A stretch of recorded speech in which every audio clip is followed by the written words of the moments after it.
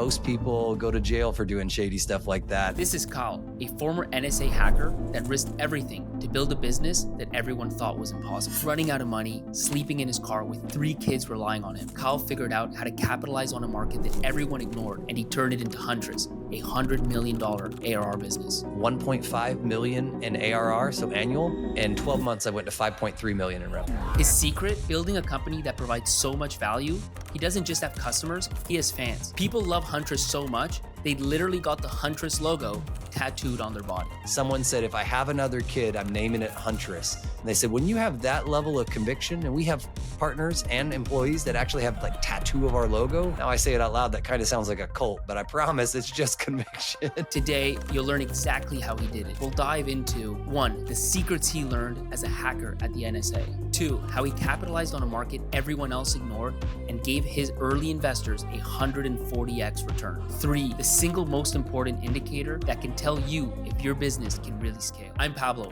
founder turned VC and now partner at Mistral. And this is the Product Market Fit Show. You were at the NSA for like 9 years. I mean, you're literally a real life hacker. I've only seen that stuff like in movies. Can you tell me, what's that world really like? Yeah, so I was a punk kid that was looking for opportunity, and I enlisted in the military into the Air Force at 17.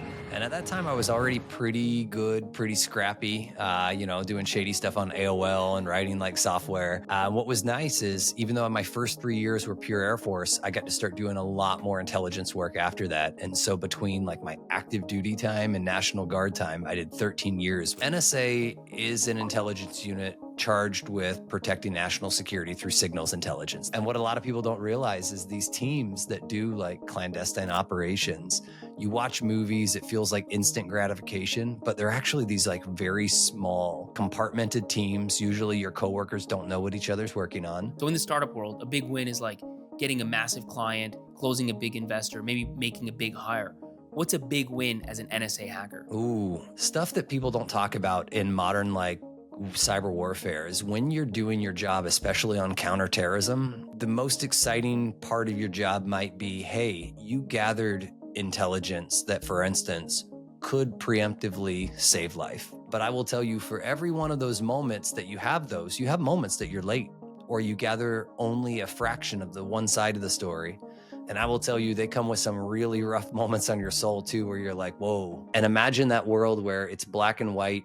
I got to gather this intelligence on this person, but by you gathering that intelligence on that person, the kinetic side of the military does what they call a kinetic uninstall. That means usually they dropped a bomb on a bad guy, and then you have to like kind of live too. Like you're doing your job in cyber warfare.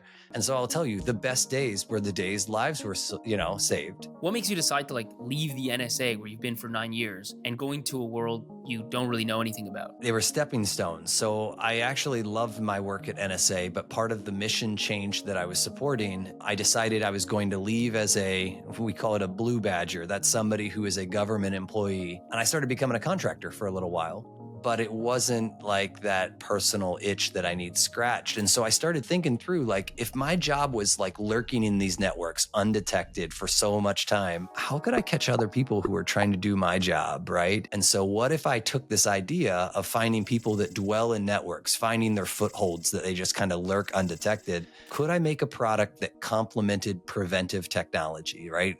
And that was an idea that most people thought I was crazy. These companies were all like funded multiple billions of dollars in revenue. And I'll tell you, that moment for me was a really good moment because it made me get really focused on who I was going to protect. So when you left the NSA, I mean, you took a huge leap of faith. How would you get the rest of your team, like your co-founders, to jump in too? Yeah, right. So I started thinking, how was I going to do this? And so I convinced 2 of my friends at NSA. I said, let's do this idea. And one of them that was probably the most technically proficient, like I'm good. I like literally me and my co-founders won the World Series of hacking. Like we've got skills, but this guy's even better than me. And he's like, listen, Kyle, it can't be this easy. But I had this idea, it had to be a product. And so we started testing. We started testing on real data. We actually got to go to a cybersecurity exercise where people were doing like offensive hackers versus defensive hackers. And we could prove we could find stuff that other people were missing. And with that validation, we ended up actually pitching as a small group of founders to this They call it a startup accelerator. And they gave us a $50,000 check. And that was enough to convince my co-founder, Chris, that not only like, let's go, he's my fellow board member. And I think now we protect about 150,000 businesses with that tech. It's funny, like in startup land, people brag about revenue, dollars raised, number of employees. But when I go back to it, for me, the number one thing that is special about startups is seeing your idea become reality, like in the outside world. And the fact that you've been able to do that with over 150,000 small businesses is massive. Most companies that sell cybersecurity, they sell very big contracts to very big corporations. You did the exact opposite. You sold tiny contracts to tiny businesses. How would you do that? I might have been like a cyber big brain. I was not great at the business side. And so no joke, I just adopted like curiosity. I was going to ask, I was going to talk to people. I was going to listen though. More importantly, I wanted to hear what people had to say. My first 5 phone calls were to like local businesses of credibility, but they were still in the grand scheme of things small, right? They're not, doing billions of revenue. They're, doing millions. And they no joke. My calls were always sounded something like this of like, hey, I'm Kyle. I actually am a military member that just left. I'm notable for, being very good at cybersecurity. And I've got an idea that I'm hoping to protect businesses like yours. I'm not trying to sell you anything. I'm just looking to learn more about the problems you have. I think I can help find hackers that slip by your prevention. Does this like even scare you? Are you bothered by hackers? Do hackers even cause downtime? And they were like, I like your idea, sir, but like we don't even have an IT department. It was so bad. Like Exactly. I didn't even know, right? I didn't even realize these companies had nobody. There was nobody technical, right? By the way, it's one thing for a hacker to like access a small business computer, but how do they actually get money from them? Is it just like extortion? Yeah, that nowadays, that is definitely the best way to make money is to extort. And sometimes, by the way, they don't even have to like steal the data from you. They can extort your reputation. Like if they find out you're regulated, I'm going to let you know you're going to pay me $150,000 and you've got 3 days to do it. You're going to pay me in Bitcoin. You're going to have to figure out how to even do that. I'm not going to help you. And if you don't do that, that's fine. But I'm going to send all the data that I just stole of yours straight to your regulator. And your fine is actually going to be way bigger than the $150,000 fee you're going to pay me. It's ruthless. It is absolutely ruthless of how well they get to know your business. Who was your first customer and how did you land them? So if we founded at the end of 2015, first real customers started showing up at the very end of 2016. And by real, I mean they were paying, but they weren't large, but they were influential. They had people on the staff that could help me build better product. I was working for free in their office, like learning their life. And what's crazy is if you just, again, zip your lips and listen, not to the answers of like, what products do you need, but listen to the problems that they have. Then you can start imagining things like instead of falling for the faster horse scenario, because that's what you'd get if you asked them what products you need. But listen to their problems and imagine what would life be like if they didn't have it, and then build what is needed to deliver that. Man, things started growing gangbusters. So by 2016, we started going from like thousands of dollars per month, which was not enough to even cover like our insurance, let alone like a place to work and live. We started getting it into like tens of thousands per month. And by 2018, we had enough capital to be able to convince an angel group to write us our first $750,000 check. So at this point, you guys are a frankly tiny, barely funded company. How do you scale so you can actually serve so many small customers? We had to adopt those NSA principles. How could we be this small elite team going after needles in a haystack? And it turned out the answer was tons of automation. Today, our automation is so good and we still need humans. Humans are key. I drive a Tesla. That thing tries to kill me at least once a day, even with the best AI. It's not perfect. Neither is cybersecurity AI. It is okay, but it is nowhere close to the quality of a top quartile, 25% or top decile human. One human can actually protect 300,000 computers at Huntress right now. But before you raise the $750K, I'm just trying to do the math here. I mean, you'd only raised like $50,000 and you didn't have much revenue. How did you make the numbers work? Like, what was your personal runway like? I had 3 kids at this time. My kids were 5, 9, and 11 when I founded Huntress. So at Mach 37, that $50K that they gave us, most the other founders, if not all the other founders, put themselves up in a hotel or, temporary lodging. We were like, we got to stretch this $50K as far as it goes, because who knows when there's going to be another dime. Everything else has to come out of our pockets, right? 16 weeks, I slept in the back of my car in this like secure facility. And thankfully they had a gym so I could shower, because it would have been real gross. And then I came home on the weekends to see the family. Trying to run a startup on just like $50,000 raised must have been a struggle. What were some of like the sacrifices you had to make just to make things work? We largely had to burn all of our savings. It got so bad that at our make or break moment was November of 2016. So we had been going for a year at this point. We still had no customers. This is about the time we get our first customers. And we put all of our money, just like you'd go to Vegas and put it all on red. We see that there's this trade show focused on managed service providers. It's in Florida, and supposedly 2,000 of these service providers. That's enough to take an investment. And so we took our last $25,000 and we sponsored the trade show. Tiny, the smallest booth in the place. We felt like a startup. And so there was 4 of us at the booth that worked it, I think 9-10 hours straight, pitching, doing hacking demos, showing, laying it all on the line, because all the credit cards, all the savings, we were done. We had been going it that long. And it turned out all that listening we did made it so when we talked to somebody, we were resonating, talking to the pain points they actually had. And that little bit of traction, those early adopters, those people that wanted to be part of our journey too. And that's why I use the word partner. They're not customers. These are people that were in it. And if I was winning, they would then win. And they saw this could be a real partnership. So I know at first it was hard to raise and you were kind of running on these $50,000, but once you had a few $100,000 in revenue, I assume fundraising got a lot easier, right? So we start feeling that we have it solved. We're like, we have a flywheel. It's a really big TAM.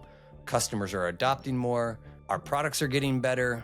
People are really happy. Retention now, we've had customers long enough and partners long enough that we're finding out people are renewing. And so we're like, it's time. We think we can do a Series A. Turns out, even though we had conviction and felt we had data, nobody else agreed.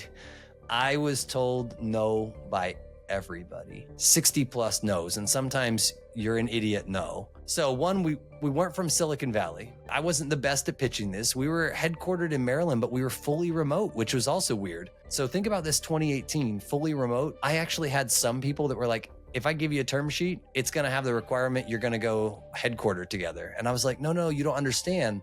You want to be able to hire anybody. If you want the best talent, don't make them work around you. Don't make them move to you. Support them where they are, and we're not going to go around the world, but we're going to go to very specific geographies. That was a strike. Being from Maryland, and like, even though I had the tech savvy, I didn't really know how to speak the Silicon Valley savvy. That was a strike. And then going after the SMB again, 3 strikes, I'm out. It didn't matter. And I wasn't the best at pitching this, by the way. And so what's really cool is I seized the opportunity. Like, I am super competitive.